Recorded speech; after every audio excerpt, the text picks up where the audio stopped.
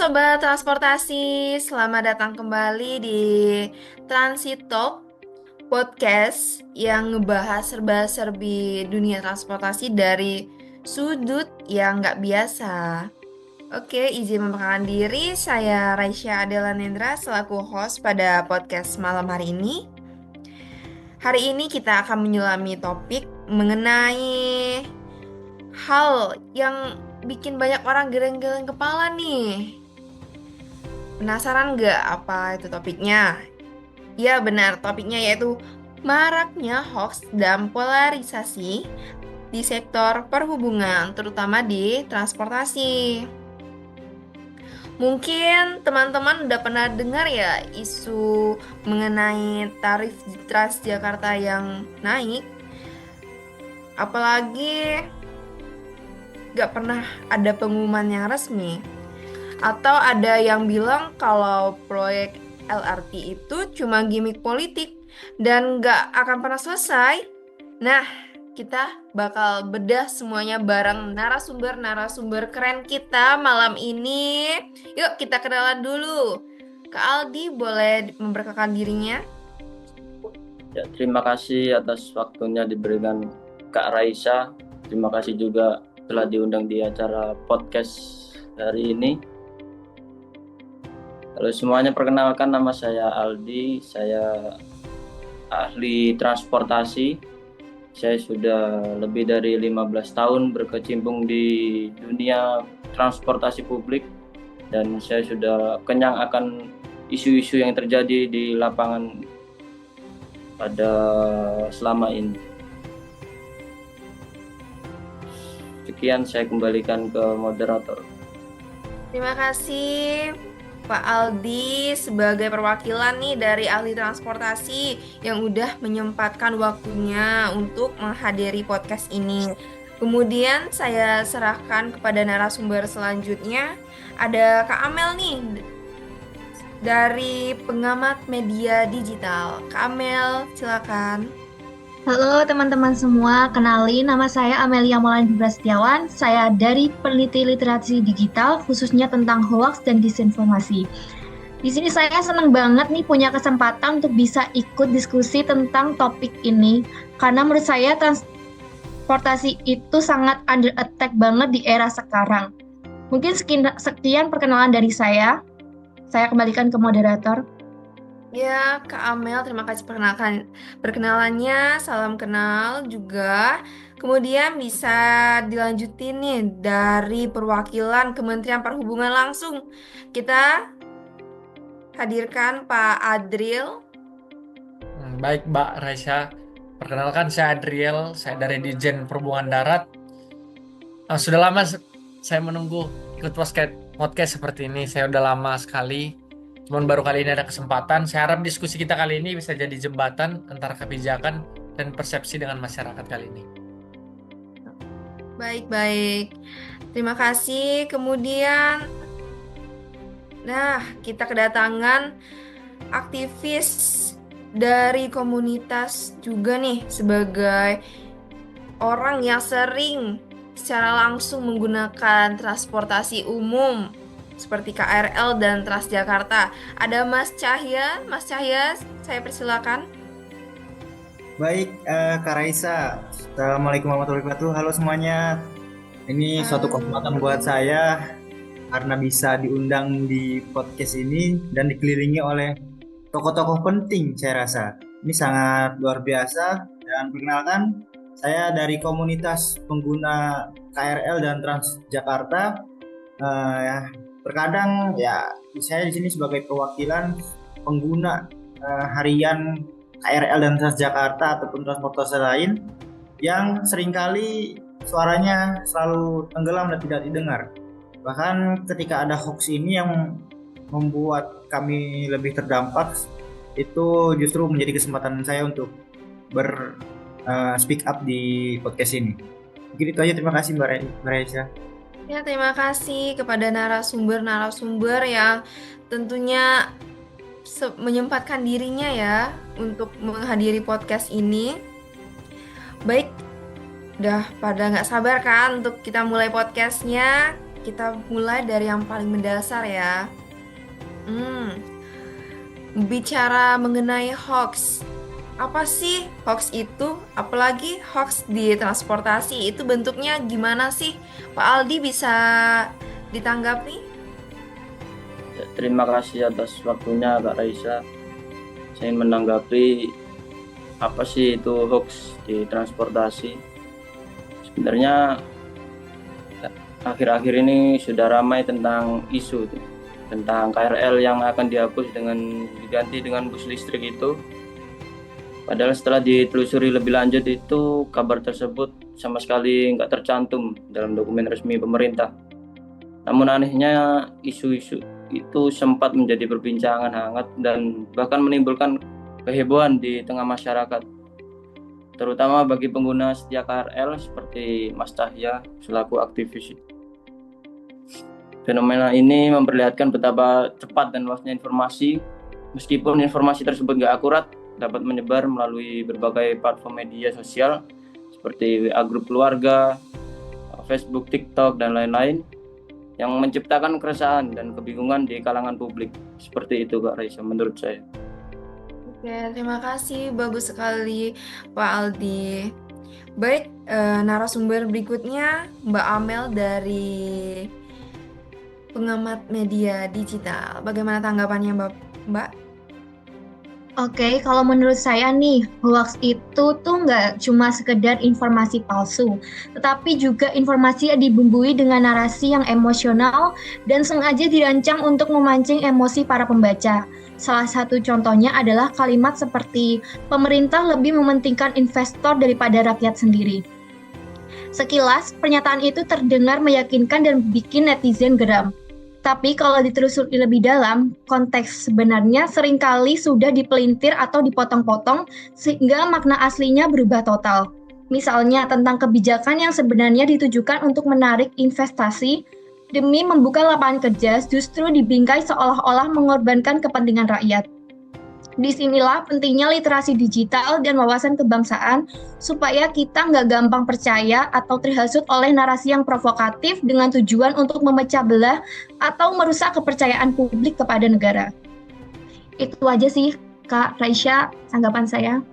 Baik, terima kasih Kak Amel yang udah memberikan tanggapan. Sekarang dari perwakilan Kementerian Perhubungannya langsung nih, bagaimana nih sebagai pihak yang sering diberikan hoax nih sama masyarakat atau orang-orang yang tidak bertanggung jawab atau masyarakat yang awam mungkin. Bagaimana Bapak Adriel, bisa diberikan tanggapannya? Oke, baik Mbak Raisa, saya jawab. Kalau berita-berita hoax ini sudah sering kita terima ya, sudah jadi makanan sehari-hari ya Mbak. Contohnya saya beberapa kasih contoh aja, kayak contoh e-tol gratis mengatasnamakan PT Jasa Marga, terus ada tiket jarak jauh yang naik 3 kali lipat, terus ada lagi kartu elektronik e-money KRL yang tidak bisa digunakan lagi. Itu dampaknya sangat luar biasa Mbak. Yang kami rasain itu dampaknya langsung ke kami itu sangat luar biasa. Oleh karena itu hal-hal seperti ini harus ditindak dengan serius Mbak. Jadi banyak berita-berita yang beredarkan di sosial media itu begitu cepat ya, menyalurnya itu begitu cepat. Jadi berita-berita gini tuh bisa menjadi salah satu dampak serius bagi kami. Gitu Mbak. Baik, terima kasih Bapak. Oke, selanjutnya ada dari perwakilan aktivis Mas Cahya sebagai pengguna jasa transportasi ini sendiri nih, bagaimana nih? Tentunya pasti tidak asing lagi kan dengan hoax-hoax yang beredar. Mas Cahya? Ya, betul sekali Mbak Raisa. Jadi saya setuju dengan yang disampaikan oleh Mas Adril tadi. Ya, justru adanya hoax ini yang kasihan itu ya penumpang yang udah benar-benar terpengaruh, langsung termakan mentah-mentah oleh hoax itu.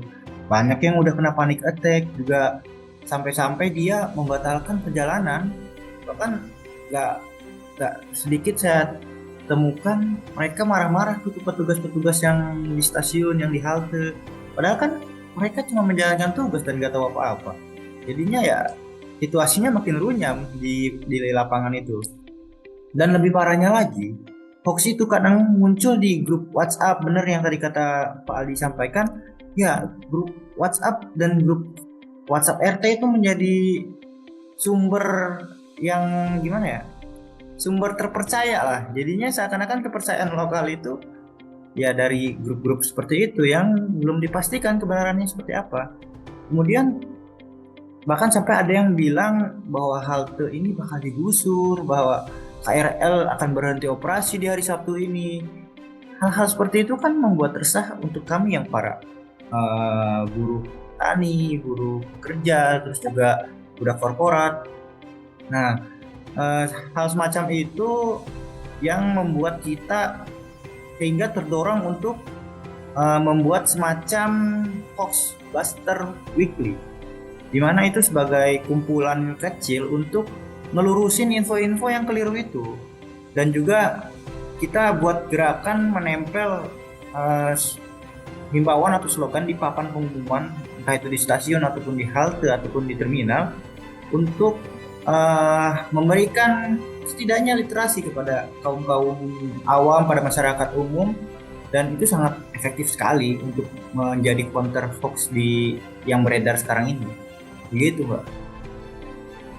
Ternyata pengaruh penyebaran hoax di lingkungan kita tuh sangat berpengaruh sekali ya terhadap kehidupan sehari-hari juga terutama. Baik, kemudian kita masuk ke topik yang agak lebih sensitif nih, yaitu mengenai polarisasi. Bapak-bapak pasti sudah mengetahui kan apa itu polarisasi. Nah, yang jadi pertanyaan ini, kok bisa sih infrastruktur transportasi kita tuh malah jadi bahan perpecahan? Bagaimana itu, Pak Adriel? Oke, baiklah saya tanggapi. Infrastruktur transportasi jadi bahan perpecahan.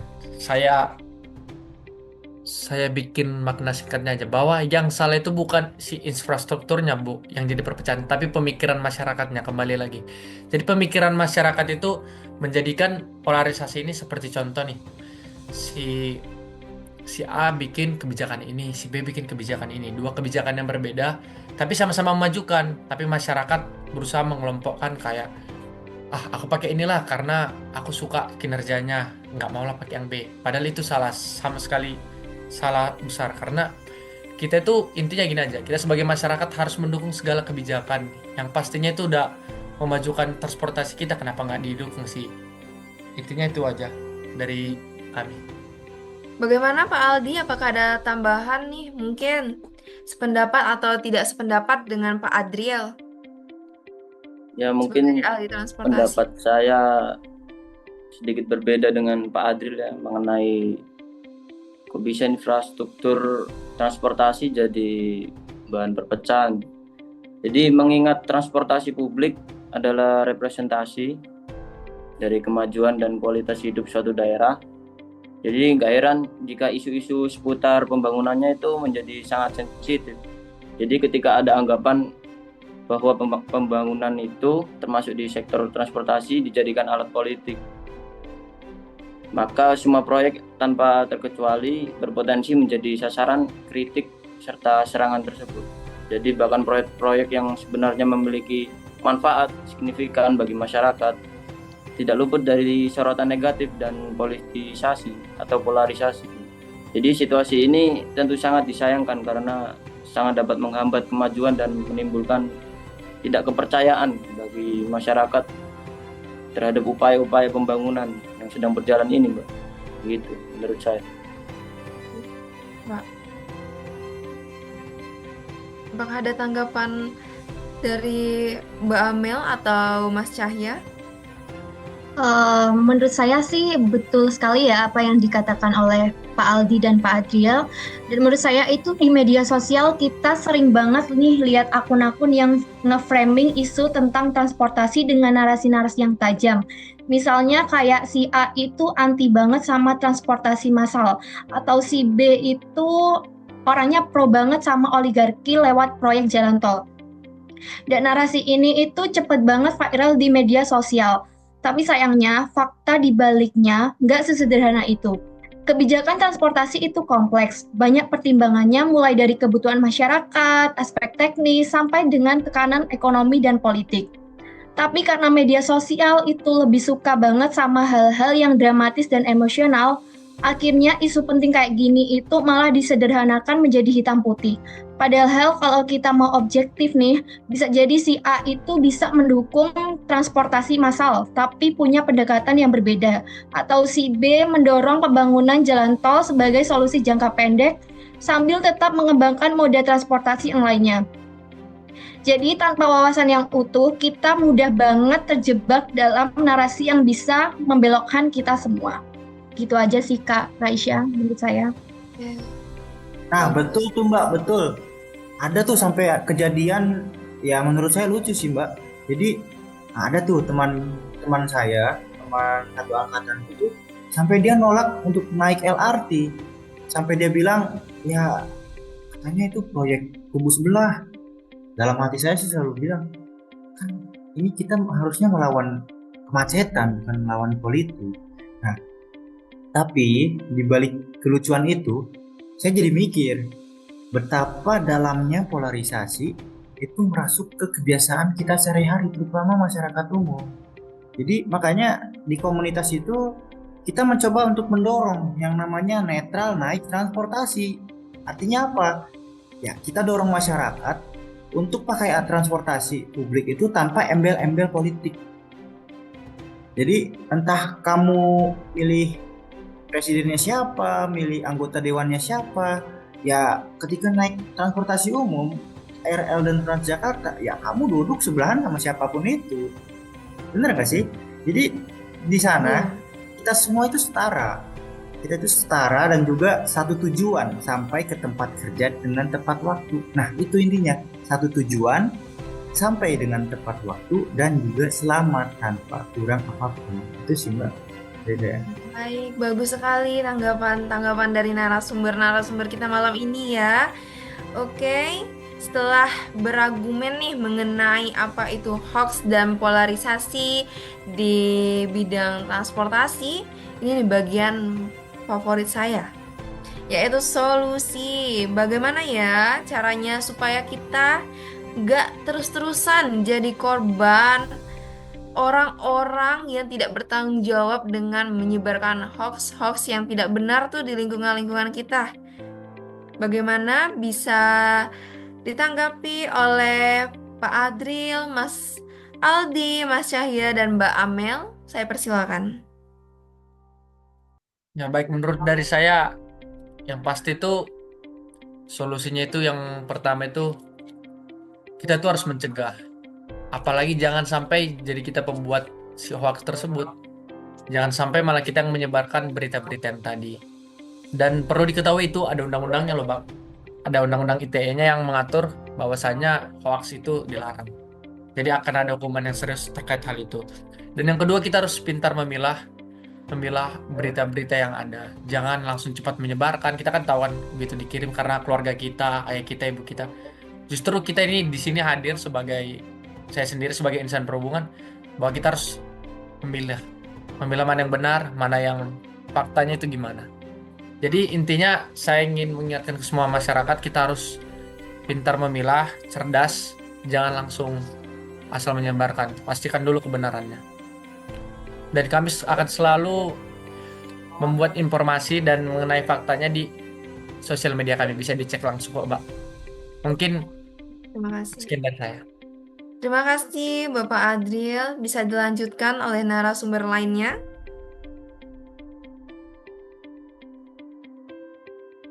Ya, melanjutkan dari Bang Adril tadi ya.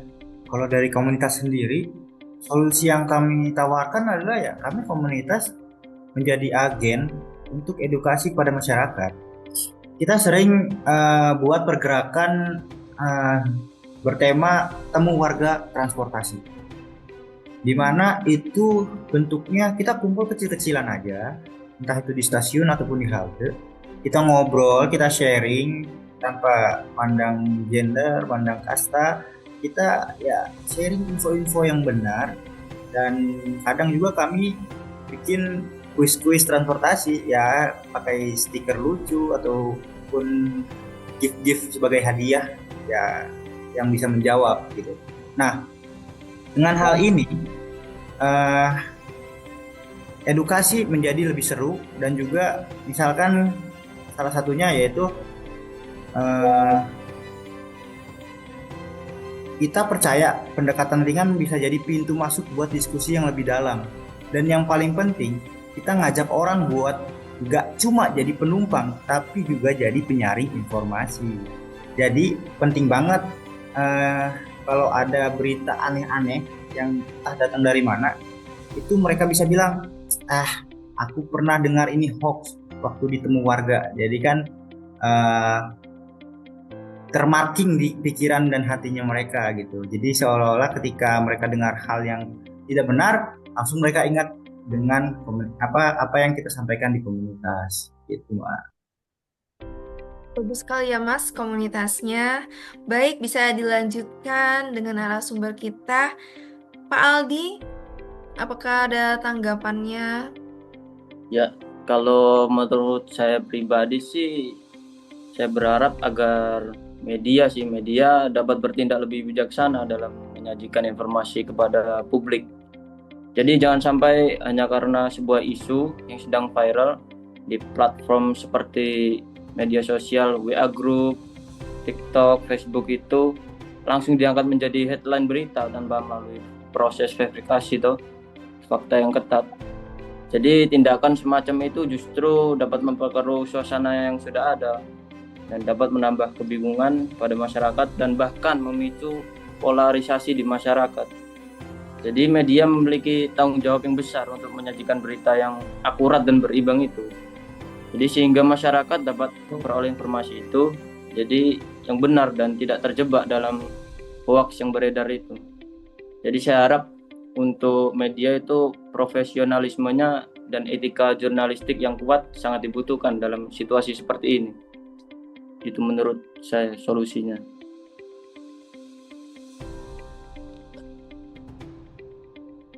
Baik, terima kasih Bapak atas solusi dan tanggapannya.